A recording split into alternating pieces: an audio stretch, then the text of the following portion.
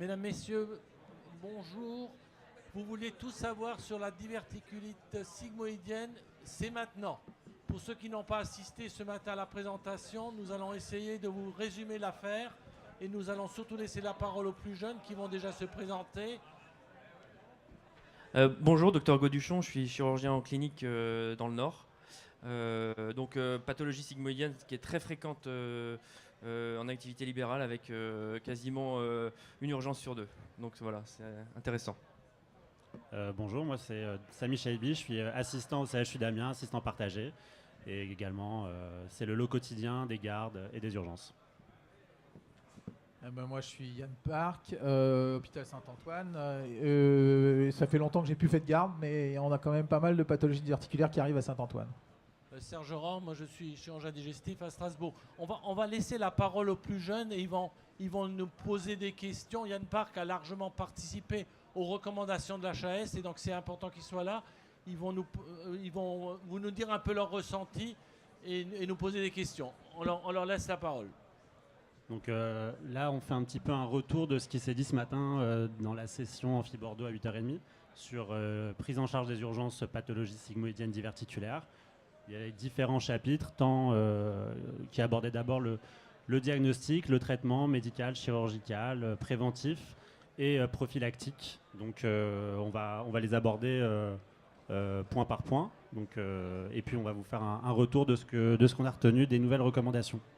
Alors concernant le diagnostic, est-ce qu'il y a des éléments là qui vous ont perturbé? Il y a des changements? Qu'est-ce qu'il faut en penser? Des questions?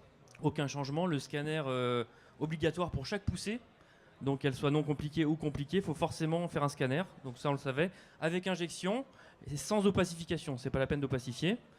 Pas de surveillance biologique ni scanner graphique, la simple surveillance clinique permet de savoir si ce qu'on doit faire par la suite. Donc un patient qui va bien, on ne contrôle pas ni la biologie et on ne fait pas de scanner de contrôle.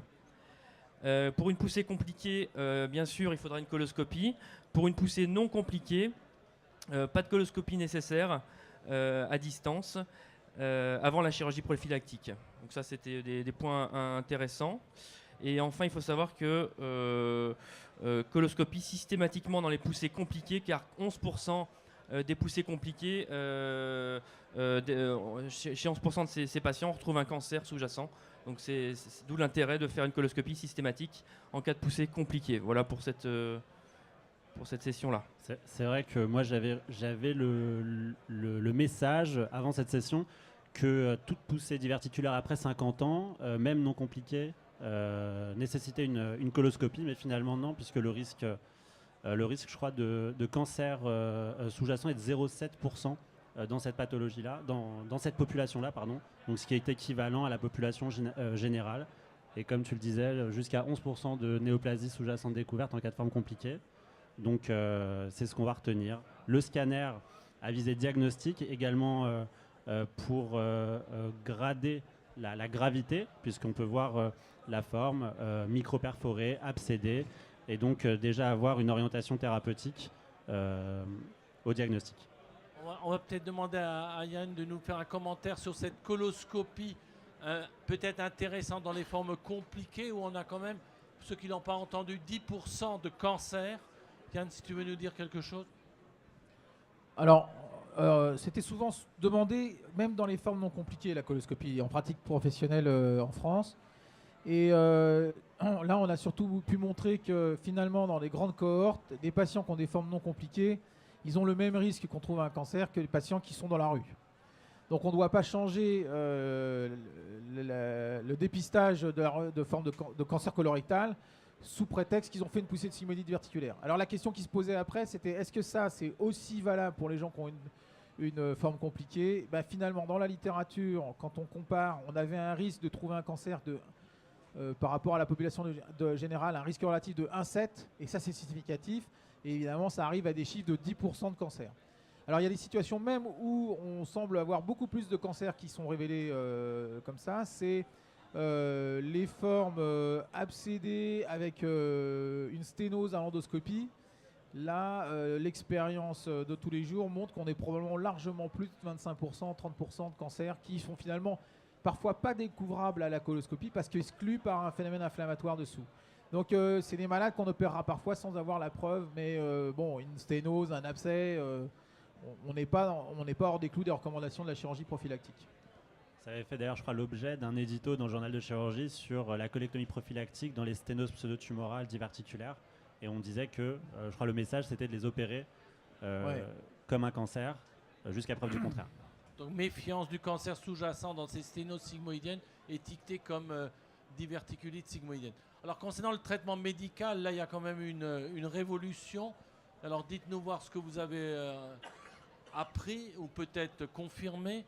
Donc pas d'antibiotiques de manière systématique pour les formes non compliquées et pas de régime. Donc ça effectivement c'est une révolution. Pour les formes compliquées, antibiothérapie intraveineuse et suivant l'évolution, on peut passer en péros avec une durée maximale de 7 jours. Non, pas exactement. Durée de traitement 7 jours quand on est obligé de mettre des antibiotiques chez quelqu'un qui a une forme non compliquée mais qui ne répond pas au traitement ou qui a besoin. Quand on est dans une forme compliquée, la durée minimale de traitement n'est pas du tout définie. C'est vrai qu'il y a 1 an, 2 ans, même la forme non compliquée, c'était antibiotique. Alors la voie d'abord, on pouvait la donner par voie orale, mais on avait tendance à les traiter, à les antibioser. Et là, il s'avère que voilà, depuis 1 an, alors ça choque un peu même les urgentistes. Quand on a tendance, on descend aux urgences et ils ressortent avec du Doliprane et du Spasfon. Ils demandent si on n'a pas oublié l'antibiotique, mais non, a priori. Alors après, la réévaluation pour voir, puisqu'on doit, en cas de non-amendement des symptômes, on doit instaurer l'antibiothérapie. Et c'est généralement à la reconsultation ou parce que persistance des douleurs, dans ces cas-là, on instaure soit de l'augmentin, soit de l'oflo métronidazole pour une durée de 7 jours. Et Yann, la surveillance de ces malades se fait essentiellement par la clinique. Essentiellement par la clinique parce que de toute manière, on aura une CRP qui sera perturbée. Une CRP supérieure à 5, ça peut déjà être une forme compliquée. C'est-à-dire qu'on voit des abcès avec CRP à 5. Donc il n'y a pas une corrélation entre la complication et le niveau de la CRP. Donc ça ne va pas nous aider. Et donc c'est clinique. Et enfin l'ambulatoire, traitement ambulatoire des formes non compliquées possibles, avec l'acceptation du patient bien sûr. Qui avait un tout petit peu surpris certains, mais comme disaient d'autres, les généralistes le font depuis longtemps. On va à présent passer dans les formes compliquées. Quelles sont vos remarques, vos réflexions dans cette affaire ? Les formes compliquées, il faut bien les dire. Il y a plusieurs tiroirs dans ce titre. Il y a la micro-perforée, quelques petites bulles de pneumopéritoine au contact du côlon. Donc là, ça sera évidemment une hospitalisation pour à minima surveillance et antibiothérapie parentérale. Il y a l'abcédé, la forme abcédée. Et pareil, donc s'il y a une bonne évolution, alors moi j'avais tendance à les hospitaliser et les surveiller avec une réévaluation également morphologique. Mais si, de ce que j'ai cru comprendre, si les patients répondent à ce traitement, il n'y a pas besoin de faire un scanner de contrôle. Et donc voilà, les formes classées INCHE 1A ou 2 peuvent être traitées médicalement avec 6 bonnes réponses. Dans ces cas-là, on discutera, ce qui fera l'objet d'une autre question, d'une chirurgie prophylactique ou non. Avec drainage, si l'abcès est drainable radiologiquement. Alors, Yann, concernant le drainage, là c'est une clarté relative. Non, en fait, dans la littérature, ce qu'on avait, c'était des études qui montraient la capacité de traiter un abcès sans drainage en fonction de sa taille. C'est-à-dire qu'on disait que quand l'abcès faisait plus de 4 cm, le traitement antibiotique était souvent site à échec et il fallait drainer. Mais on a inversé la question parce qu'on s'est dit, oui, mais quand tu as un abcès qui fait 3 cm drainable, si tu le draines, ça va aller beaucoup plus vite pour traiter le patient. Et donc la vraie limite, c'est quand le radiologue peut ou ne peut pas. Il y a des endroits où on aura des abcès de 6 cm, mais s'il est derrière la vessie, sous le grêle, loin de la paroi, on ne va pas passer à travers toutes ces structures. Donc on ne pourra pas le drainer. Il y a de fortes chances pour que ça n'évolue pas facilement sous antibiotiques. Mais voilà. Si en revanche on a un abcès de 3 cm, mais il est sous la paroi, il est drainable, il faut le drainer. Donc la limite, elle est plus technique pour le radiologue que vraiment une question de réussite du traitement. Elle va obligatoirement aller vers le mieux pour le traitement. Donc ces limites en centimètres, on l'oublie, c'est la réalisation du radiologue. Alors maintenant, on va passer aux formes chirurgicales au INCHE 3 et 4 et aux péritonites purulentes et stercorales. Alors là, vous allez aussi nous dire ce que vous avez écouté. Pas vraiment de compris. changement là-dessus. Donc c'est traitement chirurgical. Pas de drainage. Donc ça, le lavage-drainage a été abandonné. Donc ça veut dire chirurgie, résection. Donc deux possibilités, soit résection anastomose protégée par la parotomie, ou soit intervention de Hartmann. Donc ça c'est en fonction effectivement des constatations péropératoires. Un INCHE 3 donc purulent, ça sera plutôt résection anastomose si le patient va bien, s'il n'a pas de comorbidité importante. Et sinon ça sera Hartmann si c'est un INCHE 4 ou patient instable ou immunodéprimé, ASA 3 et puis... Je crois qu'il faut relaisser la parole à Yann concernant le lavage, parce qu'on a tous été habitués à ce lavage avec des résultats ponctuels satisfaisants. Mais là, les experts ont été formels. Je laisse la parole à Yann. Oui, alors le lavage, il est né en Irlande sur un malade qui était très instable et par la parotomie, et on leur a demandé d'arrêter. C'était Des Winter. Et il a vu que le malade avait survécu, il pensait qu'il allait mourir dans la nuit. En fait, le malade a survécu, il est sorti du problème et il n'a jamais eu besoin de lui faire une sigmoïdectomie. De là, ils ont mis leur protocole, ils ont fait les premiers malades, mais ils n'avaient pas d'études randomisées prospectives vis-à-vis d'une autre attitude. Donc, quand on regarde, là, il y a 3 études, donc il y en avait 2 qui étaient incontestables au point de vue méthodologique. Il n'y a pas photo, la résection avec ou sans anastomose fait mieux que le lavage en termes de risque de réintervention, de complications médicales et tout ça. Donc c'est la meilleure option. Alors c'est vrai qu'il y a des grands défendeurs du lavage qui disent oui mais il y a peut-être une place. Bah, disons que pour l'instant dans un INCHE 3 ou un INCHE 4 il n'y a pas de place. Les INCHE 1, INCHE 2 qui ne répondraient pas à un traitement médical dans un premier temps, est-ce qu'on pourrait avoir à la place un lavage? C'est possible, mais je pense qu'il faut le faire dans le cadre d'études parce que ça va être intéressant d'avoir des retours là-dessus, parce que si ça se trouve ça ne marche pas. Et puis c'est pas une technique facile le lavage, puisque on joue à un jeu particulier, c'est-à-dire qu'on lave, mais il ne faut pas décrocher le sigmoïde de ses adhérences pour ne pas ouvrir la perforation. Donc c'est pas si évident que ça. Et donc là, c'est les Scandinaves et les Hollandais qui ont fait les 2 premières études. Ils ont un peu tordu le cou au lavage. Maintenant, je pense qu'en pratique, vu les recommandations et vu surtout ces études-là, si on le fait, il faut vraiment être certain de l'évolution derrière, parce que si on a un problème, on va être un peu dans une situation où on est isolé, quoi. Moralité, ne faites plus de lavage. Voilà, faut pas le faire. Parce que s'il se passe quelque chose, les experts ne vont pas être d'accord. Hein, ça, c'est clair. Il y a un message aussi qui est un peu rassurant peut-être pour les jeunes chirurgiens, c'est qu'on n'en voudra jamais à un chirurgien de faire un Hartmann à un patient pour traitement chirurgical en urgence d'une diverticulite perforée.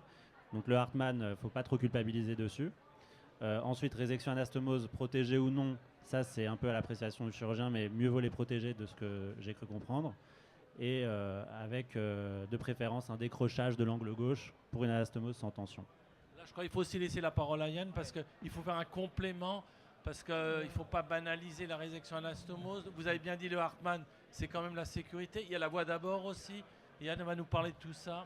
Alors, le INCHE 4, on est assez d'accord tous, Hartmann. INCHE 3, résection anastomose protégée. Et là, c'est protégé, c'est pas plus ou moins, c'est protégé. C'est dans les 1-2 qui n'ont pas répondu à un traitement médical. C'est difficile de parler de péritonite 1-2. Hein. D'ailleurs, quand on regarde INCHE 1, INCHE 2, normalement, ce n'est pas des péritonites. Il y en a une, c'est juste un phlegmon diverticulaire, et l'autre, c'est un abcès périsigmoïdien. Mais disons que s'ils n'ont pas répondu au traitement médical, qu'on n'y arrive pas, ben, on se retrouve présent dans une situation un peu élective. D'ailleurs, ça se fait un peu secondairement. Là, on peut faire une résection anastomose. Et en fonction des conditions de réalisation de l'anastomose, là, il y a plus ou moins stomie. Mais un 3, péritonite, stomie, si on fait l'anastomose. On peut, dans un INCHE 3, finir en Hartmann, ça ne me choquerait pas. Hein. Moralité, le Hartmann peut à nouveau être refait en toute tranquillité, c'est une bonne option. On a parlé aussi ce matin, il y a une question qui a été posée concernant la chirurgie écourtée. Il n'y a pas tellement de littérature, mais ça peut être intéressant chez des patients à haut risque où on peut réintervenir. J'ai juste une question. Que ce soit le Hartmann ou la résection anastomose en urgence, protégée, vous laissez un drain dans le pelvis ou pas? C'est de la chirurgie colique, non. Donc pas d'ouverture du cul-de-sac, pas de drain. Non, pas de drain. Ok. Alors maintenant, concernant la prévention et le risque de nouvelles poussées avec les médicaments et toute l'alimentation, qu'est-ce que vous avez retenu de cette affaire Donc, qui est pratique, hein, qui nous concerne tous finalement. Donc, les anti-inflammatoires non stéroïdiens, les corticoïdes, l'aspirine sont déclencheurs d'une poussée. Le régime pauvre en viande rouge et riche en fibres s'avérerait être protecteur. Le sport diminuerait les complications d'une poussée. Alors, il faut que Yann nous fasse un commentaire sur les médicaments, parce que là, il y a des variants entre l'aspirine, les anti-inflammatoires et les corticoïdes. Ouais. Le message est moins fort sur. Je vais commencer par les petites mesures. Le sport, bah, c'est bon pour la santé, donc c'est bien d'en faire. Manger moins de viande rouge et plus de fibres, c'est un régime qu'on préconise pour tout, mais il n'y a pas de démonstration formelle de tout ça. Il faut rester assez simple. Hein. Et puis, alors, les anti-inflammatoires, oui, et l'aspirine à dose d'anti-inflammatoire. C'est pas l'aspirine à dose préventive de problèmes cardiovasculaires, donc 150 mg, la dose nourrisson 100 mg, là. C'est pas ça, c'est la dose d'aspirine à dose anti-inflammatoire, donc, parce qu'il y a un effet dose dépendant. Les corticoïdes, on ne pourra pas déconseiller aux gens d'être sous corticoïdes, parce qu'en général, ils ne l'ont pas choisi. C'est plus facile pour les INS parce que c'est généralement quelque chose que les gens vont prendre parce qu'ils ont des douleurs rhumatologiques, peut-être pas, mais musculaires, des lumbagos, des suites de traumas sportifs ou choses comme ça. Donc là, on peut leur déconseiller. Mais les corticoïdes, il faudra faire avec et ça participera peut-être d'ailleurs à la discussion de la chirurgie prophylactique. Si on a quelqu'un qui a effectivement des corticoïdes pour une maladie inflammatoire chronique qui nécessite des corticoïdes, voilà, ça va être un sujet. Moralité, c'est surtout les anti-inflammatoires qui sont dans la ligne de mire où on peut peut-être agir. Alors maintenant, concernant le traitement de la chirurgicale, de la prévention des nouvelles poussées qu'avait traité Yann, qu'est-ce que vous avez retenu et quels sont vos commentaires de cette affaire? Je crois qu'il y a un mot à retenir, c'est la discussion avec le patient. En fait, il n'y a plus vraiment d'indication formelle. Alors, les situations qui peuvent amener à la discussion d'une chirurgie préventive, c'est la survenue d'un épisode compliqué, de diverticulite compliquée, traité médicalement, et que l'on revoit en consultation, après bilan, après coloscopie, après tout ça. Et en fait, on expose clairement, de manière la plus éclairée possible, ce à quoi le patient s'expose, puisque globalement, nous, on aurait tendance à dire cette chirurgie préviendra de la récidive, mais on n'avait peut-être pas la culture d'exposer les complications potentielles que nous sommes prêts à amener, que l'on risque d'apporter aux patients. Il y a un chiffre qui a été assez surprenant, c'est que globalement, on a 6% de stomie post-chirurgie réglée versus 2% de survenue d'une stomie en cas de récidive d'épisodes diverticulaires sur 5 ans, de mémoire. On va perdre l'antenne. Je laisse la parole à Yann pour la conclusion, mais en quelques mots, Yann. Non, mais c'était bien résumé. Il faut discuter avec les patients. D'abord, on est dans une pathologie bénigne. Donc l'indication va être très discutée s'il y a un problème médico-légal. Donc plus on aura vu le patient, plus on aura évalué ses symptômes, plus on lui aura expliqué à quoi il s'expose par la chirurgie et à quoi il s'expose par l'histoire naturelle de la maladie, et moins on aura d'ennuis. En gros, il y a effectivement comme indication particulière à discuter, c'est en cas de forme compliquée, en cas de retentissement sur la qualité de vie des poussées ou bien la persistance de douleur. L'âge n'est plus un facteur. Si c'est des poussées simples, il n'y a pas d'indication. Puis bon, évidemment, s'il y a une complication à type de sténose ou de fistule sigmoïdo-vésicale, là, il faut rediscuter de la chirurgie. Voilà, on a terminé pour cette session et on vous invite à la séance inaugurale avec Madame le Ministre. À très bientôt. Merci. Merci.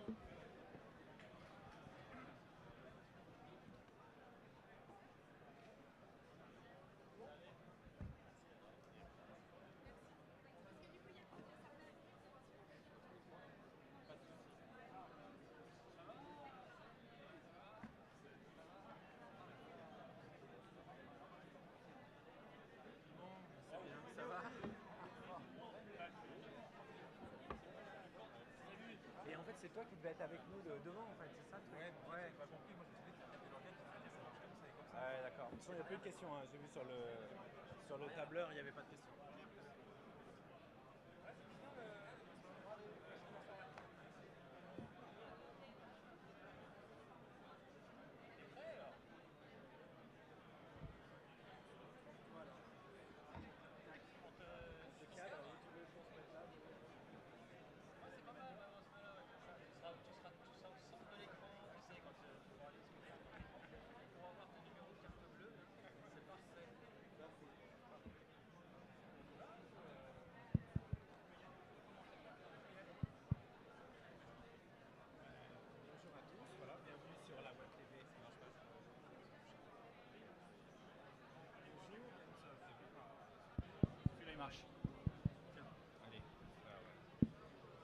Bonjour, bienvenue sur la Web TV de l'AFC, ces sessions qui sont toujours intéressantes. On va essayer de revenir, je crois, sur la session innovation en chirurgie de l'obésité. Pour ma part, Guillaume Pourchet, je suis chirurgien de l'obésité notamment, mais à l'Institut Montsouris. Adrien Mancini, je suis interne en chirurgie à Grenoble. Et Jean-Yves Mabru, donc moi je suis le candide dans cette histoire puisque je ne fais pas d'activité de chirurgie bariatrique, mais je suis très intéressé par les nouveautés, les progrès. Et Adrien, tu nous fais une petite synthèse de ce que tu as pu entendre cet après-midi? Oui, alors plusieurs choses. La première chose, c'est qu'on a des confrères qui ont mis en place une application qui permet de suivre ces patients à distance, avec des données comme le poids, comme la qualité de vie. Et c'est très intéressant parce que ça permet d'avoir un suivi qui est, on va dire, moins contraignant qu'une visite à l'hôpital. Et ça permet surtout de pouvoir repérer les patients un petit peu décrocheurs du suivi précocement, alors qu'on sait que c'est le principal problème en chirurgie bariatrique et qu'il y a un patient sur deux qui est perdu de vue à 2 ans. Et là, donc, ça serait plutôt un suivi au long cours, puisqu'on sait que ça s'est développé pour le suivi post-opératoire, dans la réhabilitation précoce, mais c'est souvent des données post-opératoires. Là, tu parles d'un suivi à moyen terme et à long terme pour l'efficacité, c'est ça Tout à fait. En tout cas, l'équipe qui l'a présenté avait un suivi à peu près à 4 ans. Voilà, c'est exactement. Et le point crucial dans la chirurgie de l'obésité, qui est une maladie chronique, et ça, il faut absolument le rappeler, c'est le suivi. C'est-à-dire que tu l'as évoqué, plus d'un malade sur 2 est perdu de vue à 2-3 ans, et c'est un drame parce qu'on est avec des patients qui ont des risques, notamment de carence et autres. Le suivi qui était présenté est tout à fait pertinent parce qu'il intègre le patient comme patient acteur de ses soins. Et c'est ça, parce qu'il y a beaucoup d'applications qui ont été développées, et là c'est le patient en fait, qui rentre dès le début, dès la première consultation, et qui va intégrer, donc c'est lui qui construit son dossier médical. Et ça, c'est tout à fait pertinent, spécialement dans cette chirurgie. Et d'un point de vue logistique et matériel, on peut imaginer que c'est quand même relativement difficile, c'est d'avoir des études suivies sur plusieurs années. Comment les choses sont gérées, comment c'est entre guillemets financé, ou en tout cas organisé pour un tel parcours qui est quand même compliqué? Alors, ça n'a pas été tout à fait très clair, il me semble, la manière dont c'est financé. En tout cas, ce qu'on en sait, c'est que pour le patient, c'est gratuit. Mais c'est tout ce qu'on peut vous dire. Oui, il y a le projet qui a été présenté et financé notamment par la Fondation de France. Donc, il y a toute une logistique qui a été supportée par des structures de type fondation. Mais le business plan de ce type d'application, il va falloir le raisonner parce qu'il va être essentiel dans nos pratiques à venir, c'est certain. Peut-être que ça pourrait être financé par la sécurité sociale, c'est-à-dire qu'au sein de parcours de soins, où un patient qui s'engage à remplir ses données, à être suivi comme ça permettra de le rembourser mieux et de payer les structures qui vont développer ce genre de process. Adrien, d'autres points importants que tu as... Oui, la deuxième et dernière chose, c'est nos confrères de Lille qui ont créé un réseau régional de centralisation des complications après chirurgie bariatrique. Ça, c'est intéressant, c'est-à-dire que tous les patients, alors tous les centres participants, il y en a au moins 4 qui sont participants actifs, on va dire, mais tous les centres sont éligibles à transférer des patients chez eux. Mais d'un commun accord, toutes les complications sont envoyées à Lille, où elles sont prises en charge là-bas, puis les patients retournent ensuite dans leur centre initial. Ce qui est intéressant, c'est que finalement, du coup, nos confrères de Lille se retrouvent avec environ 1 à 2 patients compliqués par semaine, ce qui est quand même énorme en chirurgie bariatrique où il y a peu de complications. Et du coup, ils ont acquis une expérience qui leur permet d'avoir des taux de mortalité qui sont extrêmement bas. D'accord, donc c'est sur la gestion post-opératoire, une activité de recours et une centralisation des moyens et de la technicité et de la compétence pour la gestion. C'est vraiment un projet fantastique qui est français, il faut cocorico, parce qu'il y a eu qu'une publication récente dans Annals of Surgery de l'équipe lilloise qui a mis en place ce réseau Océan et qui a permis de diminuer la mortalité de la chirurgie de l'obésité. Et ça, c'est vraiment le but de nos spécialités chirurgicales, de sauver la vie. Et grâce à cette expertise et puis surtout avec un réseau de confiance, parce que tout est basé là-dessus. C'est-à-dire qu'il y a un numéro de téléphone, tous les chirurgiens de la région savent qu'ils peuvent appeler quand ils ont un problème, qu'on ne va pas aller leur casser du sucre sur le dos, qu'on leur renvoie les malades et qu'on traite bien, qu'on a une expertise. Et malheureusement, ça n'existe qu'à Lille. Il y a même des centres, on a entendu un qui est intervenu pendant la conférence, qui de Bretagne est envoyé à Lille. Donc il y a un système de hotline, c'est ça? Voilà, c'est une hotline. Le chirurgien de garde de de Lille qui a un numéro spécial et ils prennent en charge tout le monde, il y a un transfert. Et ça, c'est fantastique. Enfin, pour ma part, je sais que c'est un projet que j'ai en tête pour le développer sur l'Île-de-France. C'est un peu moi dans ma spécialité, c'est un peu en parallèle avec les réanimations de défaillance hépatique pour les inscriptions en super urgence. Donc finalement, c'est un système de recours régional où on centralise une expertise, des moyens et on rend service à la population et aux soignants en optimisant la prise en charge. Très intéressant. Oui. Et tu penses que c'est applicable en France, ça, ou c'est un problème de logistique, de mentalité, de comment... Parce que finalement, la chirurgie bariatrique, moi, ce que je vois de l'extérieur, c'est que, en tout cas dans la région dans laquelle je suis, c'est initialement beaucoup développé en secteur libéral, en dehors du CHU, et que le CHU s'est développé secondairement. Est-ce que tu penses que ça, c'est exclusivement réalisable au CHU? Ça peut être réalisé dans le secteur libéral? Qu'est-ce que tu en penses? Je crois que la gestion des complications chez les patients bariatriques, elle est quand même très difficile avec des patients qui sont vraiment lourds. Et alors en tout cas pour notre part à Grenoble, le privé qui fait du bariatrique, même les périphes, même les petits CH périphériques n'ont pas les plateaux techniques qui soient réanimatoires. Voilà. Ils n'ont pas l'endoscopie interventionnelle. Donc je il pense qu'ils faut sont un plus centre limités de haut quand même. volume qui est équipé, après peu importe quelle soit la structure. Mais il faut une structure de haut volume, quoi. Tu vois, pour ce qui me concerne, je suis dans une structure mutualiste, donc ça fonctionne comme un hôpital, on a une réanimation de haut niveau et je pense qu'on doit pouvoir développer ce type de prise en charge de recours qui est essentiel. Parce que c'est une spécialité assez nouvelle, les complications on ne les a pas toujours très bien traitées, très bien comprises et l'expertise sauve les gens. Très bien, d'autres points C'était les principaux. Et sur le plan technique, est-ce qu'il y a eu des évolutions?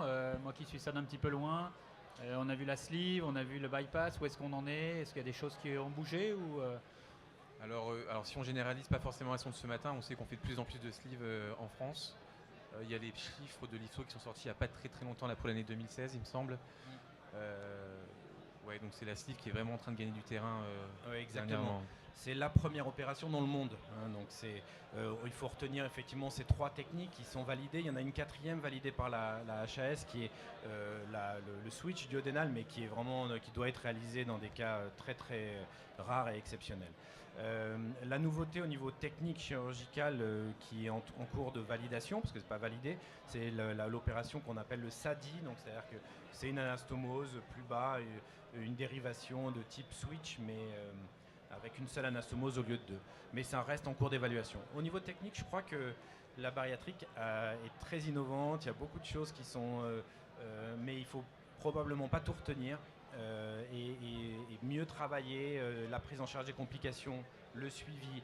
Et c'est pour ça que moi, je voulais cette session innovation, plus que de dire moi je fais une super technique que personne utilise, de dire voilà comment vous pouvez vraiment améliorer, faire du bien aux gens, donc le suivi. Il y a également la réalité virtuelle qu'on a évoquée pendant cette session, qui est à mon sens l'avenir en termes d'apprentissage. Je crois qu'il faut qu'en chirurgie, on apprenne comme dans l'aéronautique.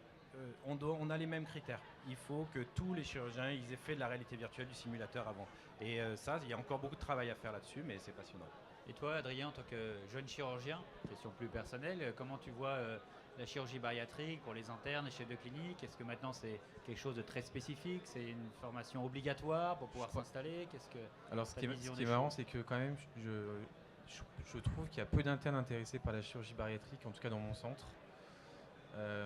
Effectivement, je crois que pour l'avenir, en tout cas quand on regarde les annonces médicales et que si on pense à une installation plus tard, toutes les annonces et tous les centres qui cherchent des chirurgiens mettre une petite mention activité bariatrique souhaitable. Le problème, c'est qu'on ne peut pas tout faire non plus. Et la question, c'est pas de faire une sleeve ou un bypass, c'est de pouvoir gérer des complications après, c'est d'avoir l'environnement. L'environnement. C'est pas que le geste technique, c'est vraiment l'environnement, la structure médicale. C'est une prise en charge pluridisciplinaire avec des parcours de soins, donc ça va se prêter tout à fait aux projets, je crois, qui sont dans les pipelines entre guillemets actuels. Voilà. Donc, mais c'est l'avenir au moins d'une partie de la chirurgie digestive. C'est-à-dire qu'en termes de nombre de procédures, en termes de besoins, aujourd'hui on peut estimer que même si en France on est leader là-dedans, on ne soigne qu'à peine 5-6% des gens qui auraient l'indication HS. Donc il y a encore 94% des gens qui ont honte de cette chirurgie, qui ont peur et donc ça va encore augmenter, je crois. Bah écoutez, merci à vous. Je crois qu'on va rendre l'antenne. Merci aux jeunes chirurgiens et aux experts pour cette mise au point. Merci à toi. Au revoir à tous.